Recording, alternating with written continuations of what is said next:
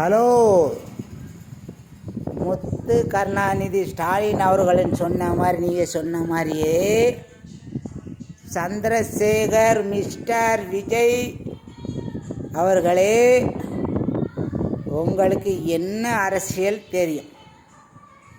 எங்கள் தலைவர் இப்போ இல்லை, அது சொன்ன மாதிரி பெரியார் காலத்திலேருந்து அரசியலை ஊண்டி வந்தவங்க. உங்கள் அப்பா அரசியலில் ஊண்டி வந்தாரா? இல்லை உன் பொண்டாட்டி ஊண்டி வந்தாரா? உங்கள் அப்பா ஊண்டி வந்தாரா? சொல்லுங்கள் விஜய் அவர்களே, சொல்லுங்கள். மித்து கருணாநிதி ஸ்டாலின் அவர்களே, நீங்கள் சொல்லி ரைட்டு, நாங்கள் ஏற்றுக்குறோம், அதை நாங்கள் பெருமைன்னு ஏற்றுக்கிறோம், ஓகே. ஆனால் உங்கள் வரலாற்றை சொன்னால் உங்களால் ஏற்றுக்கிற முடியுமா? உனக்கு முன்னாடி இருந்தாங்களே 2 பேர் பெரிய தலைவர்கள், யார்? சூப்பர் ஸ்டார் ரஜினிகாந்த் அவர்களும், அதற்கு முன்னாடி சூப்பர் ஸ்டாரை கொண்டு வந்த யார் பத்மஸ்ரீ கமலாசாமி அவர்களும் உங்களை பற்றி பேசியிருக்காங்களா? உங்களை மாதிரி பேசியிருக்காங்களா? முத்துநாதி கருணாநிதி அவர்கள் அவங்க பேசியிருக்காங்களா? ஏன் இன்னைக்கு நீ என்ன, உனக்கு மட்டும் என்ன அவ்வளோ ஒரு ஆதங்கம்? நீ இந்த நாட்டு மக்களுக்கு என்ன, இந்த எத்தனை புயல் வந்திருக்கு?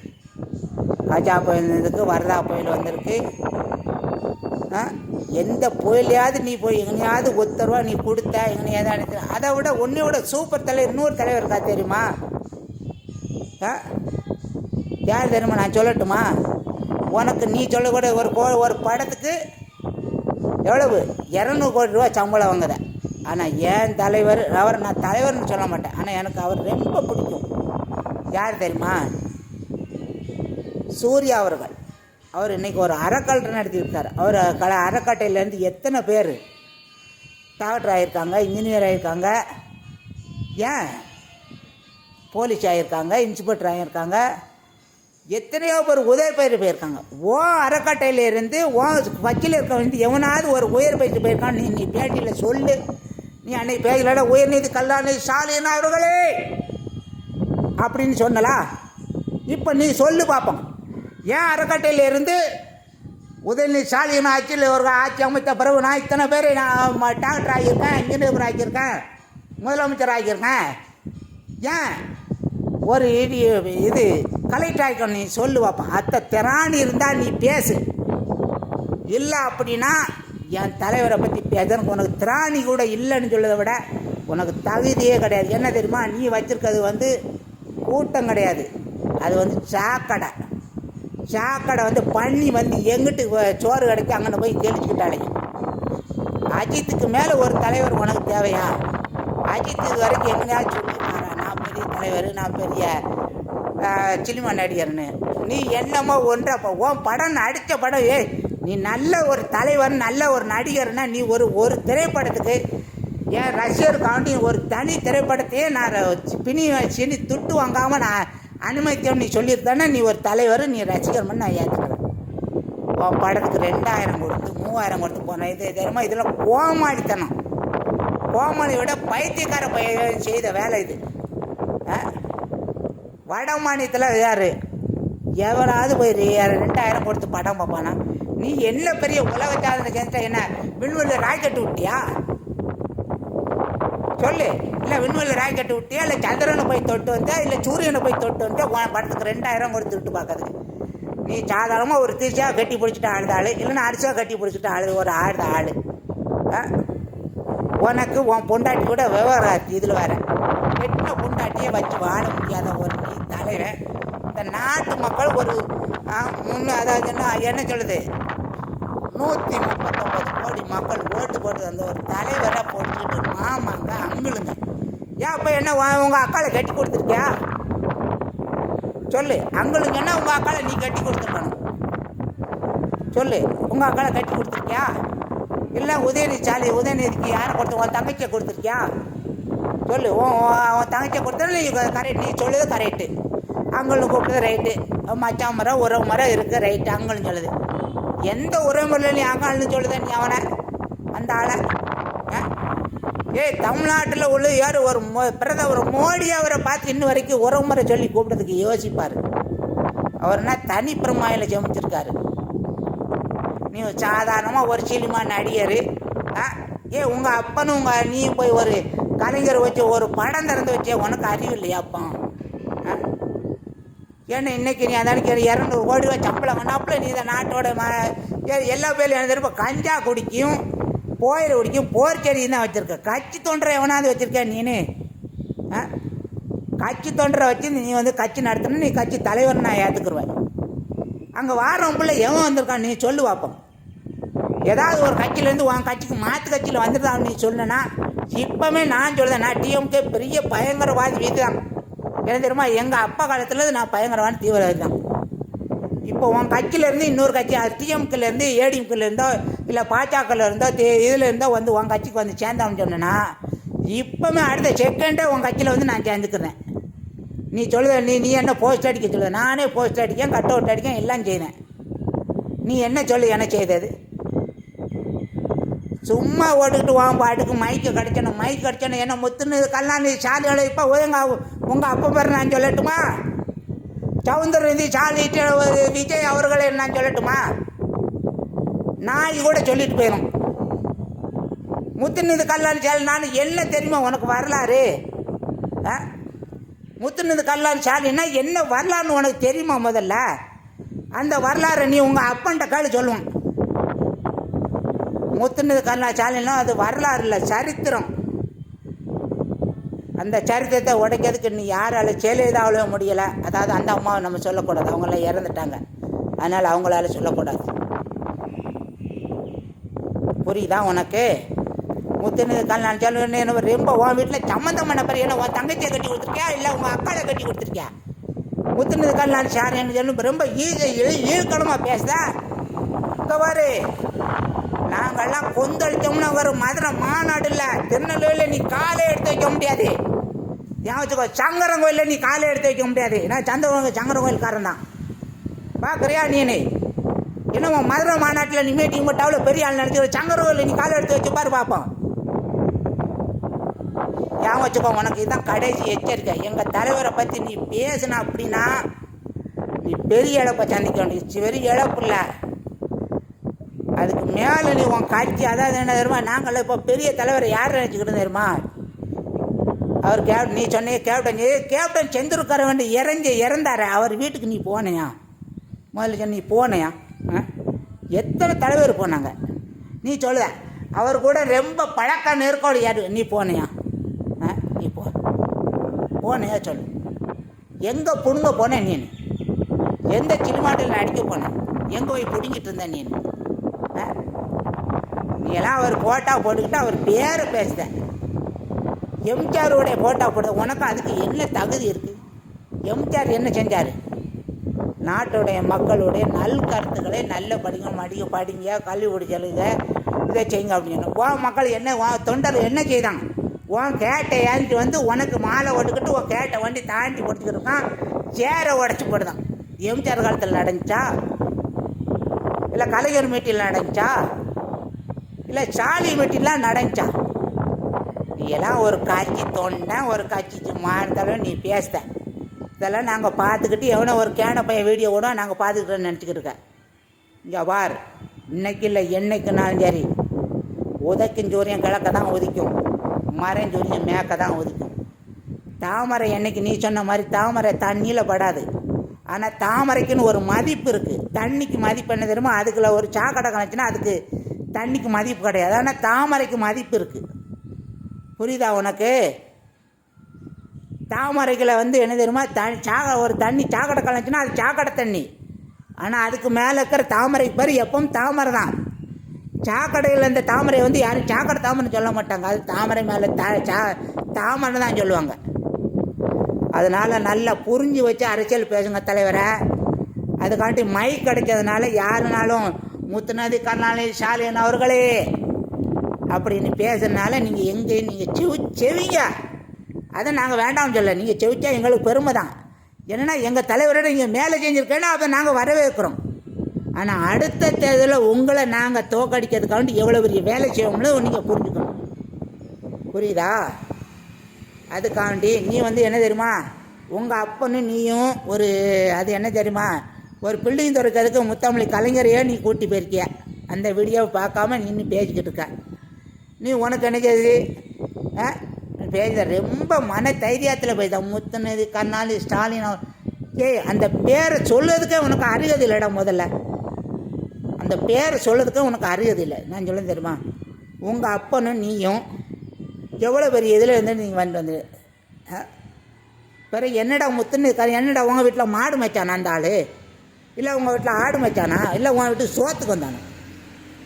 தமிழ்நாட்டை 130 கோடி மக்கள் தேர்ந்தெடுத்த ஒத்த தலைவர் ஸ்டாலின் அவர்கள். அவருக்கு எதுக்க நீ போராடினாலும் சரி, எந்த கூச்சல் விட்டாலும் சரி, நீ இன்னும் செவிக்க முடியாதுங்க. சரி என்ன தெரியுமா, உனக்கு மிஞ்சாரு கஞ்சா குடி காலேஜ் பையங்க என்னடா செஞ்சிருவாங்க உலகத்தில்? காலேஜ் போய் இருக்கட்டும், நானும் ஒத்துக்கிறேன். காலேஜ் பையங்க இருக்காங்க, ஸ்கூல் படிக்க பையங்க. பார்த்தியா உன் வரவேப்பில் என்ன செஞ்சாங்கன்னு? இதே முத்துலிச்சு கருணாநிதி ஸ்டாலின் வரவேப்பில் நீ பார்த்தியா மாநாட்டில்? எவனாவது ஒரு இதை தொட முடிஞ்சா அவன் இருக்கிறதில் தான் இருப்பான். எந்திரிச்ச வணக்கம் போதோட சரி. உனக்கு என்ன செஞ்சான்? கேட்டை தாண்டி வந்து நீ அதுவும் வந்துடுவான்னு தெரிஞ்சு கிரீச்சு போட்டு வச்சுருக்க.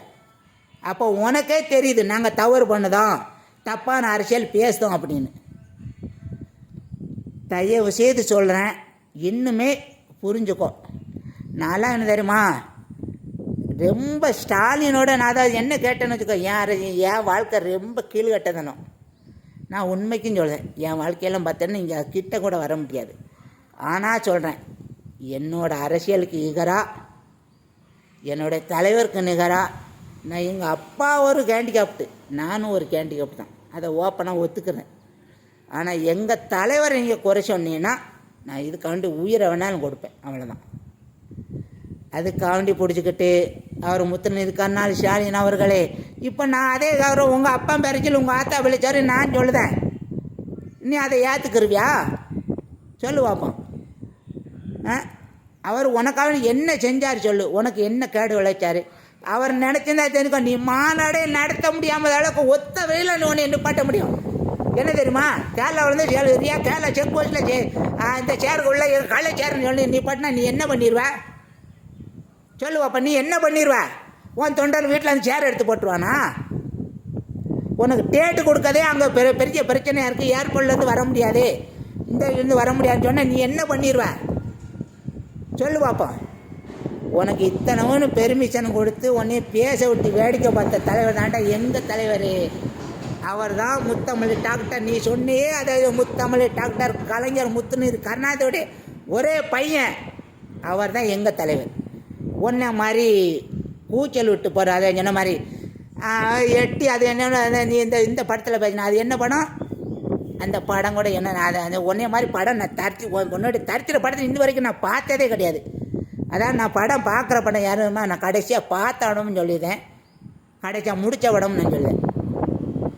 அதாவது நான் கடைசியாக பார்த்த படம் என்ன தெரியுமா, யார் நம்ம தனுஷ் நடித்தாங்களா அசுரன் படம், இதுதான் முதல் படம். எது தெரியுமா? அதே படம் இது நம்ம பரியன், இதுதான் நான் பார்த்தது.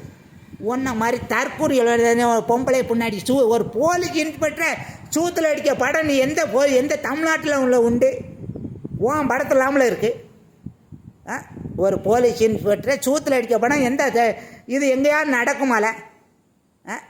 இது எங்கேயாவது நடக்க விடுமா? ஒரு போலீஸ் இன்ஸ்பெக்டரை ஒரு இது ஜன்னாதி தமிழ்நாட்டு மக்களுக்கு அப்போ எவ்வளோ ஒரு எழுச்சியுணர்வான ஒரு செயலை நீ செஞ்சுக்கிட்டு இருக்க. உனக்கு சினிமா காண்டி லவ் பண்ணி வேண்டாம்னு சொல்ல ஒரு 2-8 போடு, அதுக்காண்டி போலீஸ் இன்ஸ்பெக்டர் சூத்தில் அடித்தா நீ ஒரு 2-8 போடுவ. அப்போ இன்னும் எவ்வளோ பெரிய தற்குறி, எவ்வளோ பெரிய முட்டாத்தனமான அது செயல், எவ்வளோ பெரிய முட்டாத்தனமான ஒரு டைரக்டரு. அதை நீ ஒரு கட்சி தலைவரை வரப்போ நீ சொல்ல வேண்டாமா? அதை இந்த மாதிரி சீனுகள்லாம் எடுக்காதங்க, நாட்டு மக்களுக்கு எடுக்காது. நான் என்ன தெரியுமா, எம்ஜிஆர் மாதிரி பப்ளிசிட்டி வரணும், எம்ஜிஆர் மாதிரி மக்களுக்கு நல்ல செய்தி வரணும், ஒரு அன்னதானம் நடக்க மாதிரி எடுங்க, ஒரு கோயில் திருவிழாக்க மாதிரி நான் ஒரு பெரிய திருவிழா மாதிரி வர முடியும்னா பொம்பளை போலீஸ் மாதிரி சூத்தில் அடிக்கிறது இது என்ன தெரியுமாடா? நீக்குறக்காரன் செய்த மாதிரி நீ செஞ்சுருக்கல. பிறகு என்னெல்லாம் உன்னைய பட்டு நான் உன்னை என்ன இல்லை ஒரு பெரிய தலைவர் நான் சொல்ல. ஏன் தலைவர் அதுவரை செஞ்சுருக்காரா இல்லை சொல்லியிருக்காரா? சொல்லு வைப்போம். அவர் என்னை செஞ்சு அதுக்கு ஒன்றை விட பெரிய மேல்பட்ட ஒன்று தெரியுமா, சூர்யா அவர்கள் அறங்கட்டளைன்னு ஒன்று உருவாக்கியிருக்கார். அறங்கட்டளைன்னு அவர் இன்றைக்கி ஏகப்பட்ட பேர் வாத்தியார் ஆக்கியிருக்காரு, டாக்டர் ஆக்கியிருக்காரு, இன்ஜினியர் ஆக்கியிருக்காரு, வக்கீல் ஆக்கியிருக்காரு, ஏன் சொல்லப்போனால் கலெக்டராக கூட ஆக்கியிருக்காரு. நீ என்ன ஆக்கியிருக்க? சொல்லு அப்போ அமட்டு பேலையும் கொடி பிடிச்சி பச்சாண்டில் ஊழ விட சொல்லி போக்குவரத்தை நெரிச்சல் பண்ண சொல்லி கொடுத்துருக்க. நீ என்ன பண்ணியிருக்க சொல்லு அப்போ. நீ என்ன பெரிய தலைவர் ஆயிடுவ. இதே ஒரு உதாரணம் நான் சொல்லுதேன், இப்பவும் நான் சொல்லுதேன். நான் பெருமைக்காண்டி தற்பெருமைக்காண்டி சொல்ல. கல்வி தந்தை என்ற காமராயர் என்ற சொல்லப்பட்டவரே சொந்த தொழிலை தோக்கடித்த தமிழ்நாட்டு மக்கள் உன்னை தோக்கடிக்கிறதுக்கு நிமிஷம் நானும் காணாது. ஏன் வச்சுக்கோ. இவங்கெல்லாம் என்ன தெரியுமா, நீ வந்து இந்த வீரவசனம் பேச தெரியுமா, அடித்தா 3 டன் வெயிடு, அது சூர்யா சொன்னது. அது அவர் வந்து சினிமாவுக்கு சொன்னார். நீ என்ன சொல்ல தெரியுமா, அது என்னது அது என்ன ஒரு வேலு படத்தில் வேலாயுதம் படத்தில் சொன்னேன். அது இங்கே நடக்காது. சினிமாவுக்கு வேணால் எடுத்துகிட்டு போகும், மக்களுக்கு நடக்காது. மக்களுக்குள்ள இன்றைக்கி என்ன தெரியுமா, ஒரு 100 கிடைச்சா இன்றைக்கி நம்ம ஒரு 100 வச்சு எங்கே போய் சாப்பிடலாம், நம்ம குடும்பம் எப்படி நடக்கும்னு தான் யோசனை பண்ணிக்கிட்டு இருக்காங்க. நீ சொல்கிற கருத்தை கேட்டுக்கிட்டு இங்கே யாரும் விஜய் இன்றைக்கி சொல்லிட்டு போயிருக்காரு, அவர் வந்தால் நம்ம ஆச்சரியமாக, அந்த மாதிரி கருத்து இங்கே யாரும் கிடையாது. என்ன தெரியுமா, எல்லாருமே அந்த வறுமை அதெல்லாம் மீட்டெடுத்து கொண்டு வர தான் ஸ்டாலின் தலைவர். தெரியுமா, சுயநிதி குழுக்களுக்கு ஒழு கொடுக்கறதுக்கு இது எல்லாம் பண்ணி கொண்டு வந்து பார்க்காரு. அப்பவும் முடியலை. நீ என்ன சொல்ல, அங்கே உங்கள் மச்சான் டைரக்ட் யார் தரணி எழுதி கொடுத்தானா உனக்கு, அந்த கில்லி படத்தில் மாதிரி தரணி உங்கள் மச்சான் எழுதி கொடுத்தானா, கில்லி படத்தில் எழுதி கொடுத்த மாதிரி. தயவு செய்து இப்பவும் சொல்லுதேன், நீ வேறு என்ன விமர்சனம் வேணாலும் பண்ணு, நீ என்ன வேணாலும் பண்ணி கூவி கொலை, அதை பற்றி நாங்கள் பிரச்சனையே பண்ண மாட்டோம். ஆனால் மச்சா மாமா உறவுமுறை கொண்டனா, இப்போ உதயநிதி ஸ்டாலின் வந்து 2வது கல்யாணம் பண்ணதுக்கு ரெடியாக இருக்கார். வேணால் உங்கள் தங்கச்சி இருந்தால் கட்டி கொடு, இல்லை அப்படின்னா மாமான்னு சொன்னா உங்கள் அக்கா ரெடியாக இருந்தால் அவர் கட்டி கொடு. தலைவரை, நான் வந்து உங்களுடைய தொண்டன், உங்களுடைய ஆதங்கத்தில் நான் பேசினேன். அதுக்காட்டி உங்களை நான் தப்பாக பேசணும் நீங்கள் மட்டும் நினச்சிக்கணும். இந்த மாதிரி தற்கொலைகளுக்கு இந்த மாதிரி பதிலடி கொடுத்தே ஆகணும். அதுக்காண்டி எனக்கு நீங்கள் தூக்கு தண்டனை கொடுத்தாலும் சரி, ஜெயில் தண்டனை கொடுத்தாலும் சரி, நான் ஏற்றுக்கிறேன். ஆனால் உங்களை வந்து இப்படி இழிவாக கொலையை பேசுறதுக்கு என்னெல்லாம் மனசு ஒத்துக்கிறாது. உங்களை மாமான்னு சொல்லாம்னா அப்போ யார் அவன் என்னத்தை உங்கள் அக்களை கட்டி கொடுத்துக்காருன்னு தானே அர்த்தம். அப்போ அவங்க அக்களை கட்டி கொடுத்து நீங்கள் மாமா ஆயிக்கோங்க, நாங்கள் உள்ளே போகிறோம். நான் உங்கள் கட்சி தொண்டை, அடிமட்ட தொண்டை. ஆமாம், அவ்வளோதான். என்ன வேணாலும் பண்ணுங்கள், அடிமட்ட தொண்டன். என்னை தூக்கு தண்டனோட போடுங்க, எனக்கு அதை பற்றி பிரச்சனையே கிடையாது. ஆனால் எங்களுடைய தலைவர் நீங்கள் வந்து கெட்ட பேரோட வாழக்கூடாது, அவ்வளோதான். ஒரே வார்த்தை சொல்லிட்டேன். ஆனால் விஜய்ங்கிற ஒருத்தனுக்கு நீங்கள் மட்டும் எந்த காலத்தில் நீங்கள் இடம் கொடுத்துடக்கூடாது. அவன் என்ன அதாவது அது சொல்லியிருக்கான், அது முளைச்சி வரும் காலம் முளையிலே தெரியும்னு சொல்லுவாங்க. அது முளைச்சி வரும் காலம் இல்லை, அது முளைச்சி வரும் தேள். அதை வளர்த்து விட்டது உங்கள் அப்பா, அது அவனுக்கு தெரிய மாட்டேங்குது. அதனால் சத்தியமாக நீ எது வேணாலும் நீங்கள் பண்ணிக்கோங்க. நான் இப்போ இதோட முடிச்சுக்கிறேன். அதாவது நீங்கள் என்ன அதாண்டி நான் தப்பாக பேசினாலும் சரி, எனக்கு என்ன தண்டனை கொடுங்க, நான் ஏற்றுக்கிறேன், அவ்வளோதான். இதோட முடிச்சுக்கிறேன். என்ன மாப்பிள?